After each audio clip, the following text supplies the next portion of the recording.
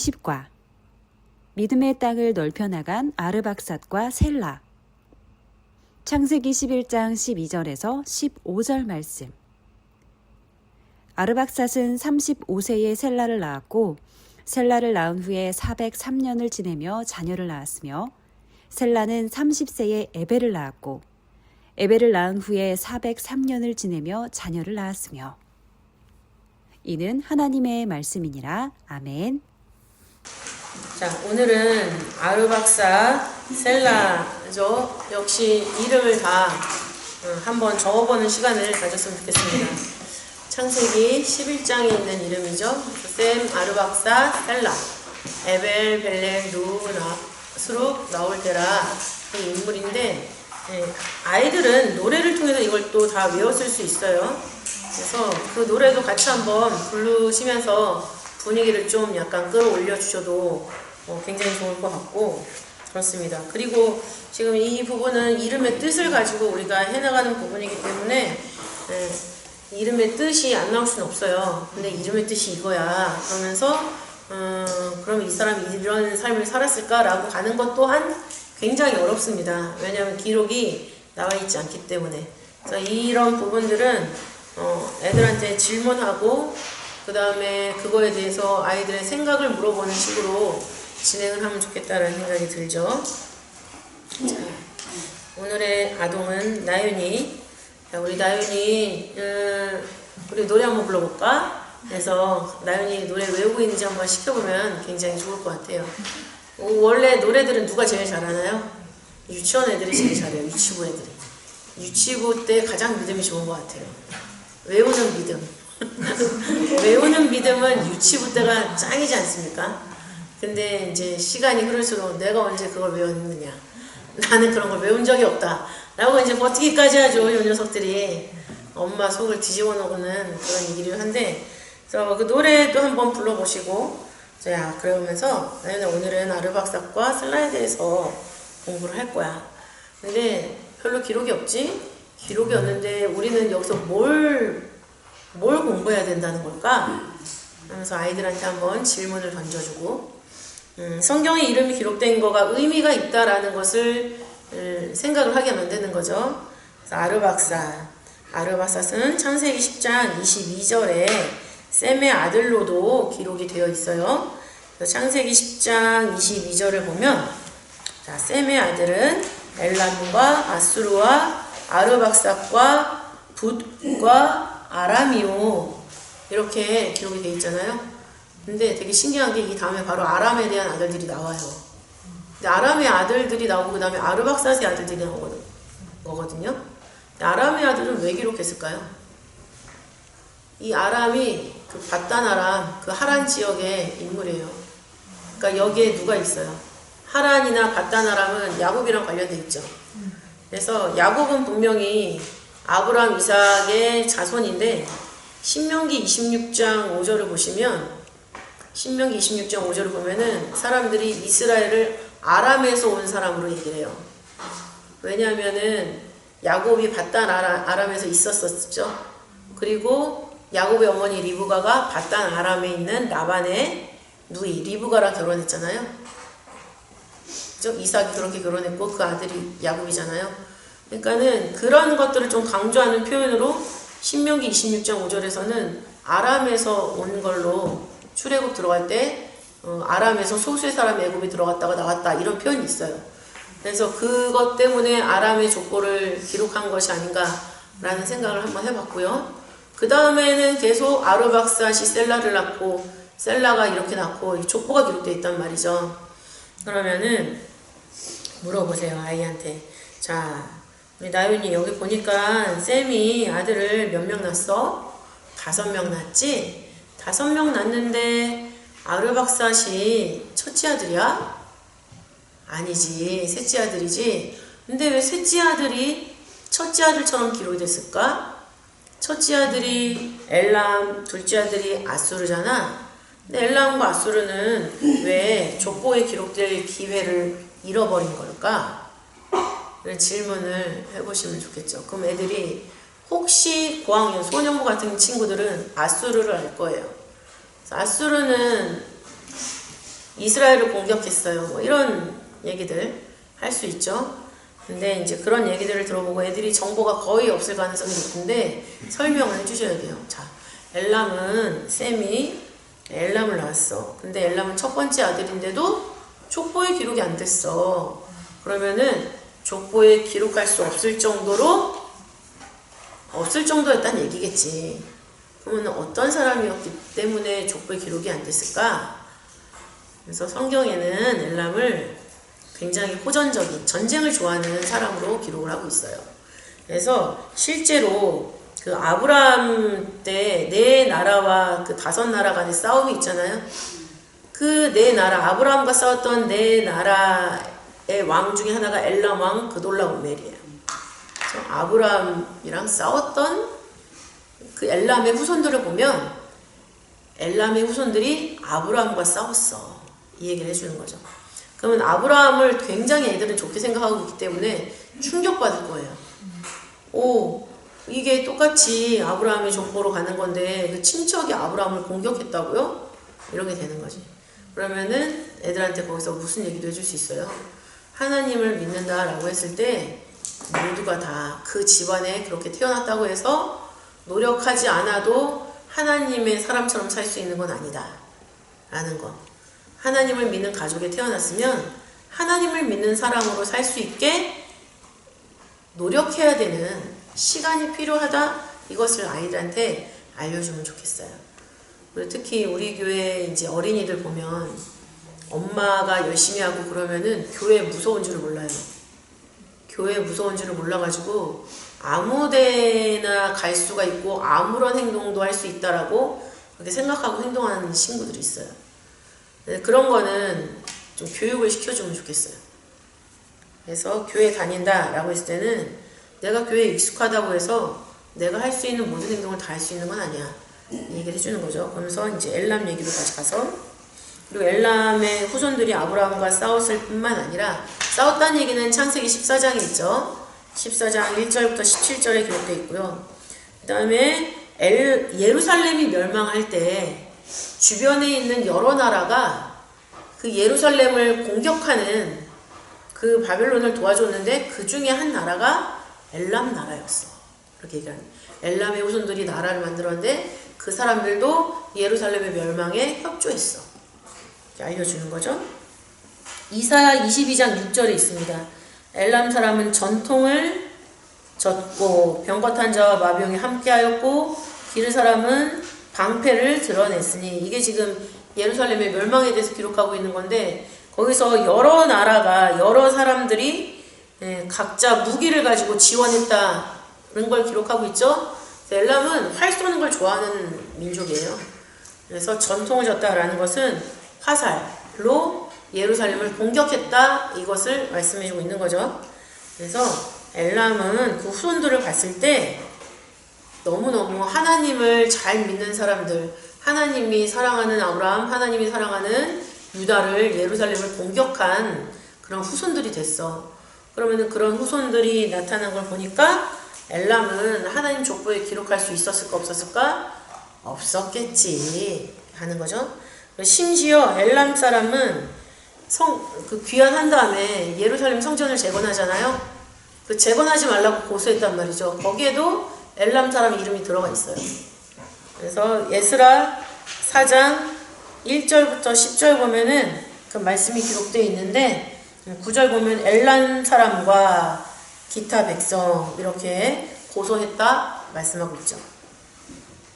그래서 이렇게 하다 보니까 엘람은 하나님 족보에 올라가기는커녕 그 모든 후손이 하나님한테 벌을 받았어 라고 얘기를 해주시는 거죠. 벌을 받았다. 그래서 예레미야 49장 36절부터 38절 그리고 에스겔 32장 24절부터 25절에 완전히 살육을 당하고 구덩이보다 더 밑에 들어간다라는 말씀들이 있거든요. 그래서 이거는 딱 읽어보시고 이거 지루하니까 다 읽을 필요는 없잖아요. 그러니까 엘람의 후손들이 어떤 일을 했는지 이런 일 했고 이런 일 했고 이런 일 했어. 그래서 소년부 학생은 반드시 성경을 찾아서 확인을 하셔야 되는 거고 그 다음에 그보다 어린이들은 그냥 스토리텔링만 해주셔도 될 것 같아요. 스토리텔링 좀 이랬어. 근데 하나님한테 엄청나게 벌 받았다. 그래서 벌 받은 거는 필요에 따라서 읽어주는 게 좋아요. 왜냐면 하나님은 무조건 사랑해 주시는 하나님으로 인식을 하고 있거든요. 그건 잘못된 생각이에요. 법을 공의가 먼저고 두 번째가 사랑이에요. 그 하나님의 사랑은 우리가 생각하는 그런 사랑이 아니죠. 하나님의 사랑은 우리가 잘되게 지원하는 사랑이에요. 잘되게 하기 위해서 지원하는 사랑은 어떤 사랑일까요? 무조건 애들이 원하는 걸 다 해주는 걸까요? 아니죠.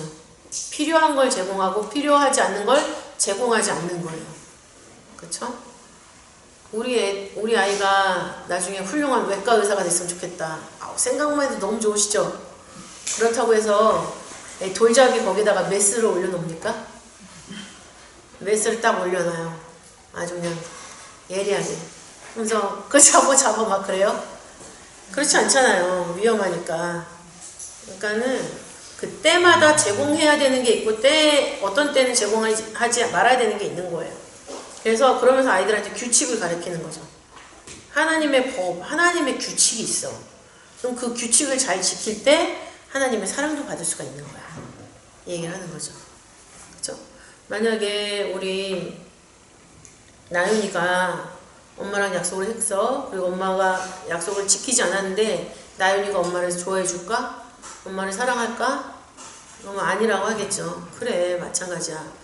하나님이랑도 약속을 했으면 우리가 지켜야지 하나님 사랑을 받을 수가 있어.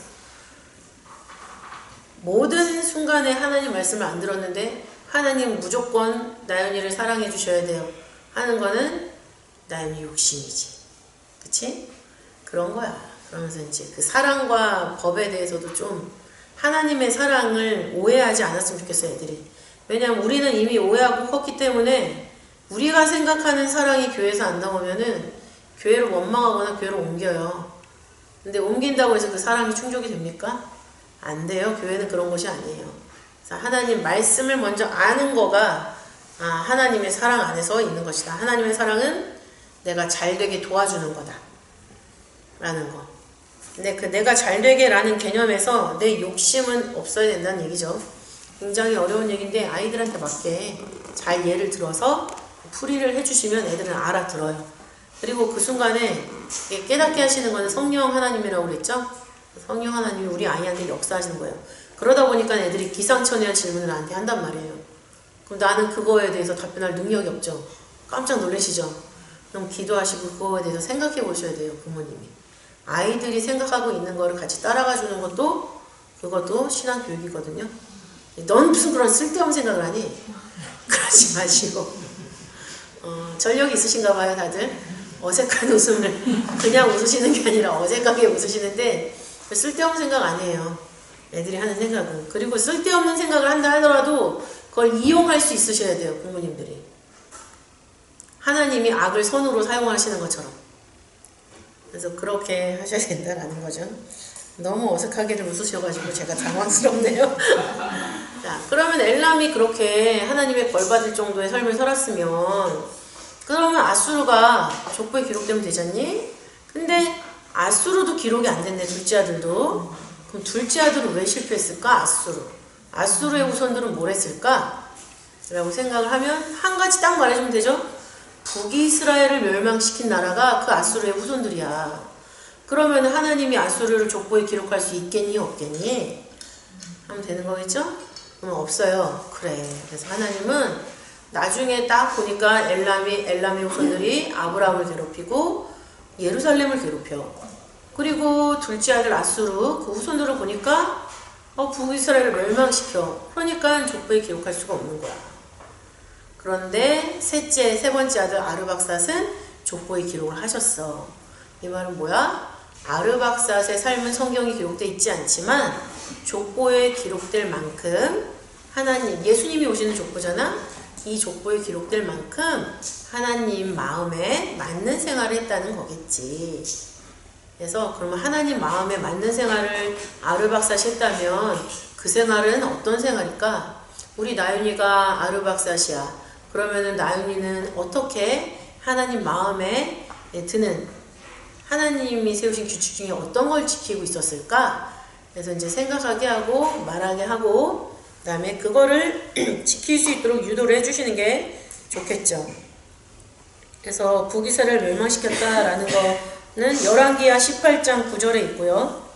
열왕기하 18장 9절에 있고 그 다음에 이사야 10장 5절은 화 있을진저 아수르 사람이여 그는 나의 진노의 막대기요 그 손에 몽둥이는 나의 분한이라. 그래서 아수르를 들어서 이제 북이스라엘을 치셨는데 하나님이 세대 때려라 라고 했는데 아수르는 막 10대 막 20대 때렸어요. 그래서 하나님이 진노의 막대기 부러뜨려 버리겠다라고도 얘기를 하시죠. 하나님이 정한 만큼만 욕하면 된다는 건데, 그래서 이제 이렇게 해서 괴롭혔다. 그래서 아르박삿은 어떤 행동을 했을까 한번 생각해 볼까? 우리 나윤이가 아르박삿이었다면 어떤 행동을 했을까?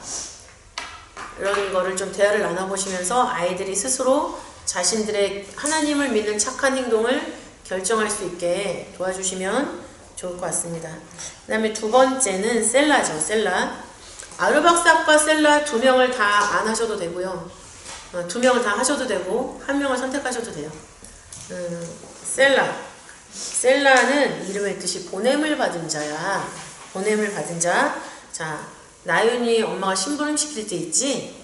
그랬을 때 심부름을 보낸다라고 엄마가 얘기하잖아. 나윤이 심부름 갈래?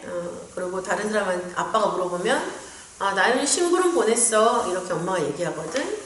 그러니까 그 보냈다라는 거는 심부름이라는 거를 해야 된다는 뜻인 거잖아. 그러니까 보냄을 받았다라는 거에는 보낸 이유가 있는 거야. 그지? 나윤이가 엄마한테 엄마 어디 좀 가서 나 뭐 좀 사주세요. 그럼 나윤이가 엄마를 마트로 보내는 거지. 마트로 왜 보내? 나윤이가 원하는 거를 사오게 하기 위해서 보내는 거잖아. 그래서 셀라는 이름의 뜻이 보냄을 받은 자인데 이 보냄을 받았다라는 걸 통해서 우리는 여러 가지를 생각을 할 수가 있지. 그래서 성경에 보면 예수님 알지? 예수님도 하나님이 보내신 분이야.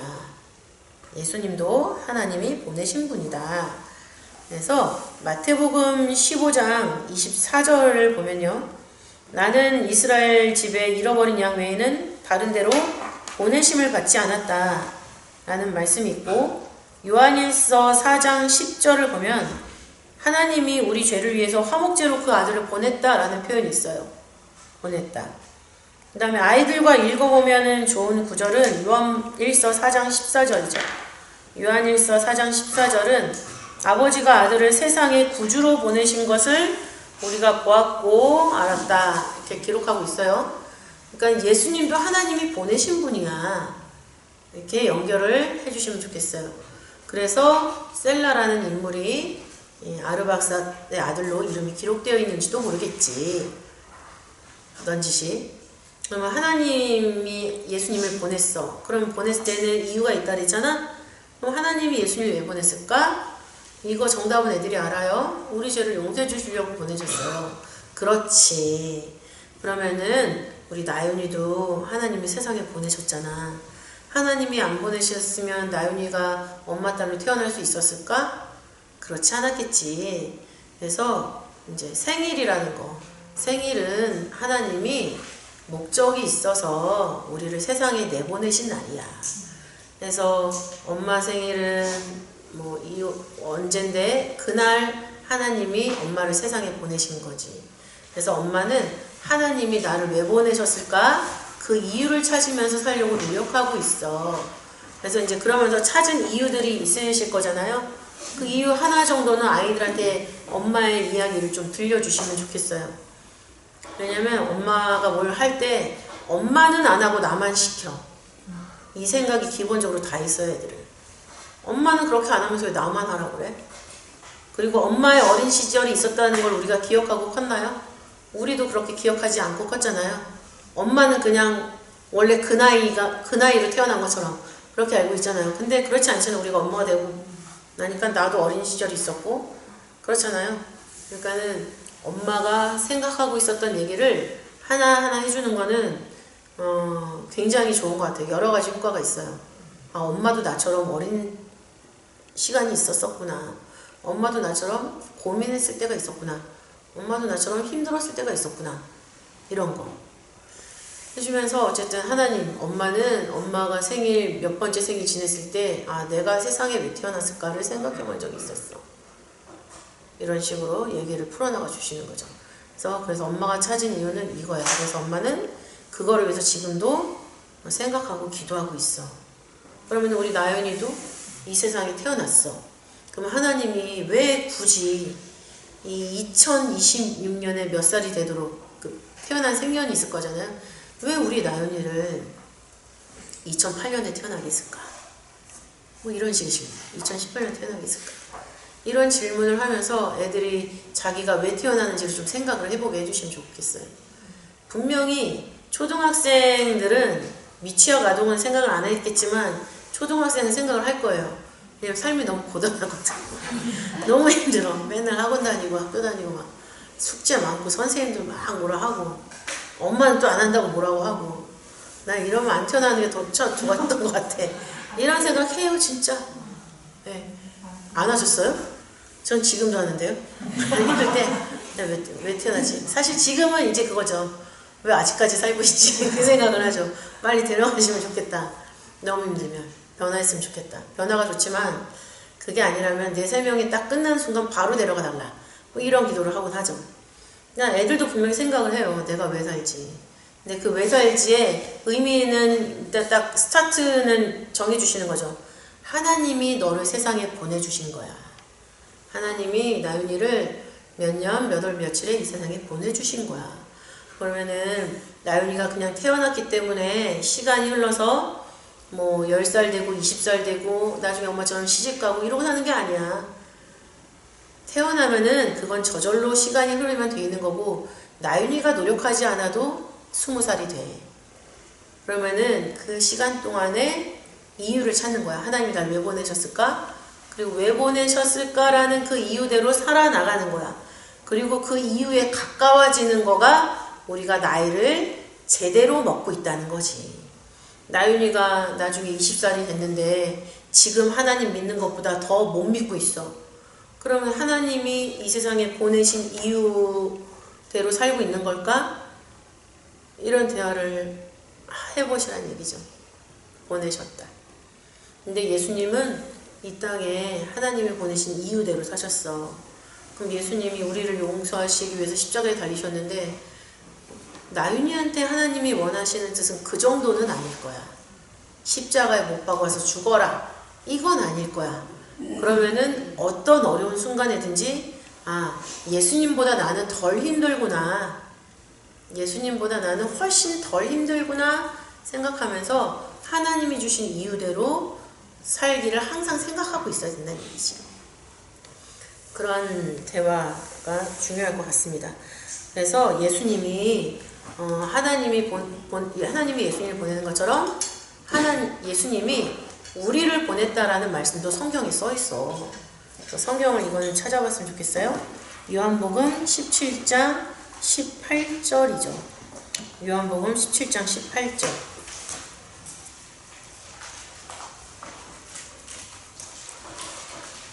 그리고 이제 예수님이 이 땅에 오신 거를 십자가 때문에 오셨다이기도 하지만 예수님은 누가복음 4장 43절에서 복음을 위하여 보내심을 받았다라고도 말씀하셨어요.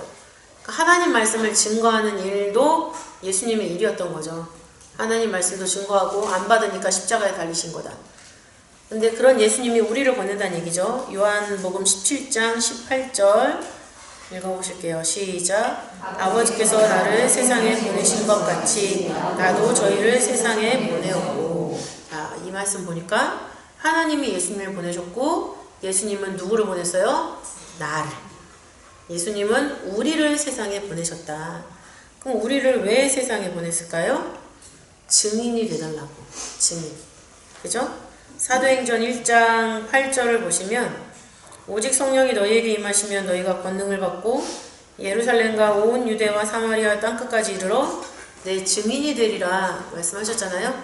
그래서 하나님이 예수님을 보내셔 우리의 죄를 용서해 주시고 그러고 예수님은 우리를 보내셨어. 우리를 보내신 거는 하나님을 믿는 증인이 되어달라고 보내신 거야. 그러니까 우리 나윤이가 하나님을 믿으면서 하나님이 어떤 분인 거를 설명할 수 있어야겠지. 또 하나님이 나윤이를 보내는데 하나님은 나윤이는 하나님의 어떤 거를 증명할지 생각을 하면서 살아야 되는 거야. 단순히 나이가 들어서 유치원 졸업하고 초등학생 되고 초등학생 하면서 점점 어려워지고 수학은 왜 해야 되는 거야? 생활이 어디에 도움이 되는 거야 이게? 중학생 되고 교회는 왜 또 이렇게 멀리 다녀야 되는 거야? 하나님이 가까운 데 교회가 없어서 그래? 뭐 그런 생각들을 하면서 큰다는 얘기죠. 그런데 그런 고민은 하나님이 원하시는 고민이 아니라는 거. 하나님이 이 땅에 태어나게 해주셨으면 우리 나윤이가 어떻게 살아야 되는지 그 어떻게를 고민해야 되는 것이다. 이것을 좀 생각의 방향을 바꿔주시면 좋겠어요. 그럼 하나님 증인으로 살려면 우리 나윤이 입에는 어떤 말이 있어야 될까? 입. 증인은 말로 하는 거잖아요. 일단 행동으로도 보여주는 거지만 우리 하나님을 증명해야 되는, 하나님을 증거해야 되는 나윤이 입은 어떤 입이 돼야 될까? 하나님 입이 돼야 되는 거야. 그래서 예레미야 15장 19절을 보시면 하나님 입처럼 돼야 된다 라는 말씀이 기록되어 있어요. 예레미야 15장 19절 다 같이 읽어볼까요? 시작. 여호와께서 이같이 말씀하시되 내가 만일 돌아오면 내가 너를 다시 이끌어서 내 앞에 세울 것이며 내가 만일 천한 것에서 귀한 것을 취할 것 같으면 너는 내 입같이 될 것이라. 그들은 내게로 돌아오려니와 너는 그들에게로 돌아가지 말지니라. 요즘에 우리 아이들이 말을 굉장히 험하게 하잖아요. 그죠? 무슨 욕을 추임새로 감탄사처럼 하고 있는데 그거를 겨냥해서 연결하기 참 좋을 것 같아요. 하나님을 증거하는 입을 하나님은 하나님 입이라고 얘기해. 그러니까 나윤이 입이 나윤이 입이야 하나님 입이야? 하나님 입이지. 그럼 벌써 애들이 다 알아요. 내가 무슨 말을 해야 되고 엄마가 무슨 말을 할지. 이것을 표준세번역에서는 어떻게 기록하고 있냐면 내가 천박한 것을 말하지 않고 귀한 말을 선포하면 너는 다시 나의 대변자가 될 것이다. 이 뜻이에요. 그러니까 우리가 하나님 말씀을 배웠으면 하나님 말씀을 증거할 수 있어야 되는 거죠. 천박한 말.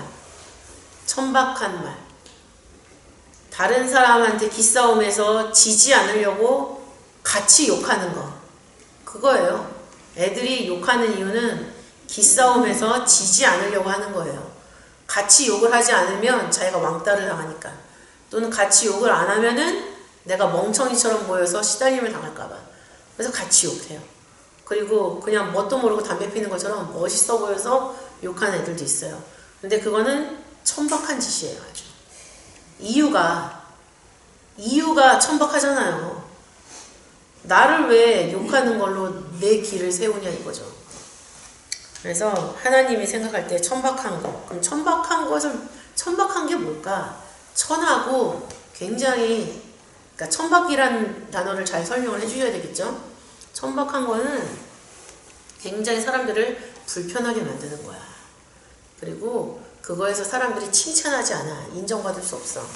귀한 게 아니야. 그죠? 그래서 귀하지 않은 말들, 입에서 말 안 했으면 좋은 말들이 뭐가 있을까?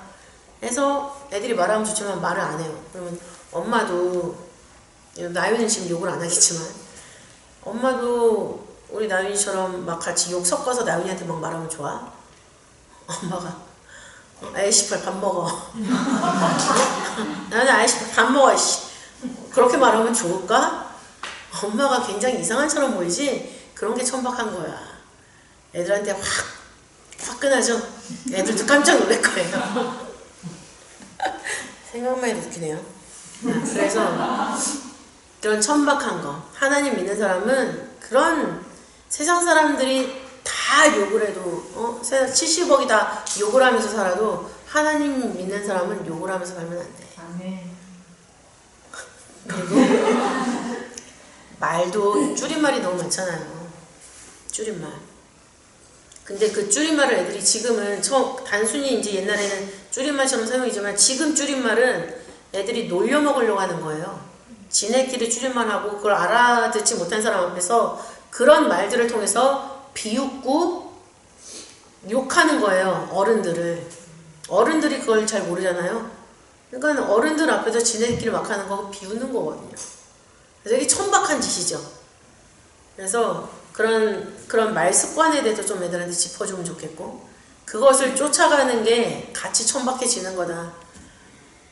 라윤이 입에서 그 말이 나오는 순간 엄마도 나윤이한테 그렇게 대할 거야. 그러면 절대 안 하겠죠. 그래서 그것 때문에 나중에는 그 욕하는 것 때문에 굉장히 나중에 고민이 될 수가 있는데, 귀한 말을 선포해야 된다. 그럼 귀한 말은 뭐야? 일단 착한 말 해야 돼. 고운 말 써야 돼. 욕하면 안 돼. 그죠? 그렇게 해주고, 거기다가 하나님 말씀을 우리 나윤이가 친구한테 설명해 줄 수 있으면 진짜 나윤이 입은 하나님 입이 되는 거지. 얼마나 귀한 입이겠어. 그치? 그러면서 이제 하나님이 우리 나윤이를 보냈다. 왜 보냈는지 생각을 하고, 그 다음에 그 보내서 하나님의 증인이 되면 나윤이 입은 하나님 입이 되는 거다. 애들한테 어려울 수 있지만 이거를 쉽게 풀어가세요. 생활에서 실천할 수 있는 방향으로. 그래서 우리 나윤이가 유년부에서 외우라는 성경 구절 있지? 그거 꼬박꼬박 외우고 노트에 써보는 거, 그거 나윤이가 하나님 입이 되는 거야.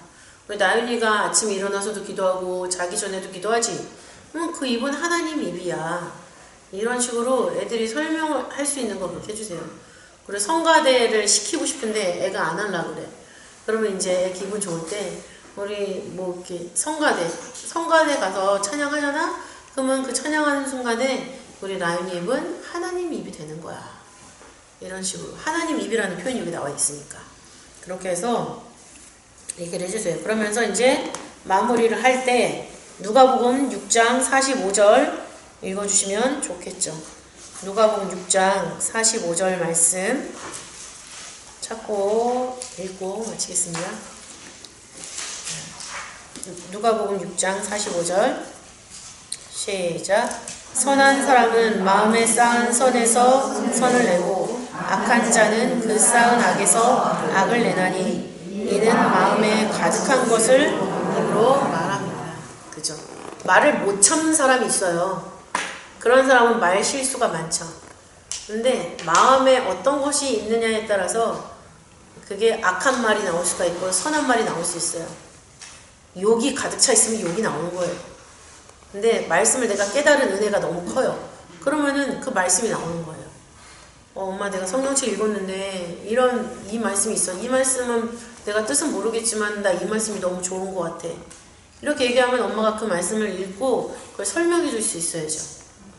엄마도 그거 읽어봤었는데 엄마는 그때 이랬었어. 이런 경험이 있으면 얘기해 주셔도 되고, 없었으면 엄마는 성경 나윤이보다 그래도 많이 읽었는데 이 구절은 처음 보는 구절 같네. 함께 생각해볼까? 이런 식으로 접근하셔도 되고, 언제든지 준비해 있는 그런 모습이어야 된다.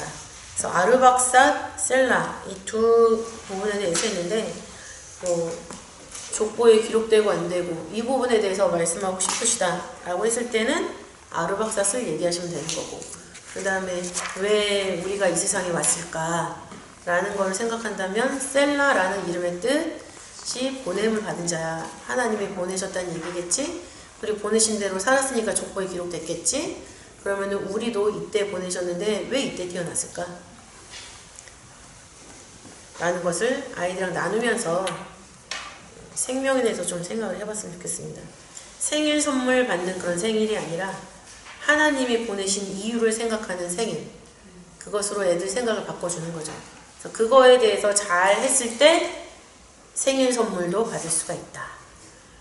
그렇게 이유대로 살았으니까 우리 나윤이는 생일 선물 받기에 딱 맞는 착한 어린이지. 근데 하나님 이유대로 살지 못한 사람은 선물이 무슨 의미가 있을까? 엄마한테 삥 뜯는 거지. 그죠? 제가 너무 단어가 그렇죠? 근데 뜻밖의 그런 게 있어요. 애들은 자기가 사용하는 단어를 아무렇지도 않게 딱 적재적소에 딱 사용하는 어른을 보잖아요. 그러면은 깜짝 놀래고 일단 거기서 존경을 해요. 진짜 뜻밖의 사실인데 그럼 우리말을 저렇게 찰지게 쓴다고? 그러면 그 다음부터 자기가 대화를 할 수 있는 상대로 인식을 해서 막 얘기를 해요. 얘기를 해서 그 생각을 풀어주면 애들이 좋아한다니까요. 근데 좋아한다는 건 뭐냐면은 이렇게 따라다니는 게 아니라 자기가 무슨 고민이 있을 때 찾아온다는 얘기예요. 그거에 대해서 얘기하고 싶고 물어보고 싶고. 근데 부모님들이 그런 대상이 돼야 돼요. 그러니까 부모님들은 애들이 하는 걸 막는 사람이 아니라 애들이 하는 모든 거를 다 알고 계시는 분들이 돼야 돼요. 알고 그거를 이용해서 얘를 제압해야 된다라는 그 기술이 있으셔야 돼요. 기술. 그래야지. 어려우시죠? 그러셔야 돼요. 그게 쉬운 게 아니라니까요. 그래서 저 결혼 안 했잖아요. 애를 막 죽일 것 같더라고요. 정말 제가 시킨 대로 안 크면 얘를 죽이지 않을까. 살인은 하지 말아야겠다. 계명을 지키느라고 그랬습니다. 기도하고 주기도문을 마칠게요. 살아계신 아버지 하나님 감사드립니다. 아버지 말씀대로 사는 것, 아버지 그것이 바로 하나님이 우리를 이 세상에 보내신 이유라는 것을 오늘 아르박삭과 셀라 그 이름의 뜻을 통해서 다시 한번 생각해 보았습니다. 아버지 하나님께서 보내셨지만 보내신 대로 살지 않는다면 저희들 하나님 족보에서 이름이 찾아볼 수가 없다라는 것을 다시 한번 생각해 볼 때 아버지 우리가 이 세상에 지금 존재하는 것도 아버지 말씀의 뜻일진데 저희들이 그 이유를 생각해 보지 않았다면 아버지 우리들도 그 이유를 생각할 수 있도록 도와주시고 우리의 삶 속에 그 이유를 발견했었던 순간이 있었다면 아버지 잊어버리고 있는 우리들에게 기억할 수 있는 은혜를 더하여 주시옵소서. 그래서 우리 아이들도 이 세상에 태어난 이유가 아버지 하나님께서 보내주신 이유가 있다는 것을 생각하는 아이들이 되게 하여 주옵시고 그들의 삶이 하나님께서 주신 이유대로 살아나갈 때 하나님과 보다 더 가까워지고 아버지 그 마음 가운데는 하나님을 믿는 하나님이 배후에 있다라는 자신감을 가지고 당당하게 세상을 살아나갈 수 있도록 인도하여 주시옵소서.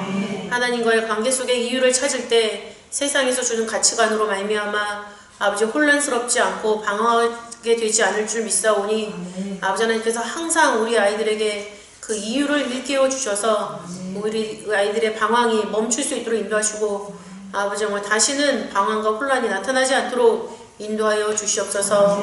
그것이 나타나기 전에 미리 우리 아이들에게 하나님을 잘 아버지만 가르쳐 줄 수 있는 우리 모든 교사들이 되게 하여 주시옵소서. 또한 주신 말씀에 감사를 공헌합니다.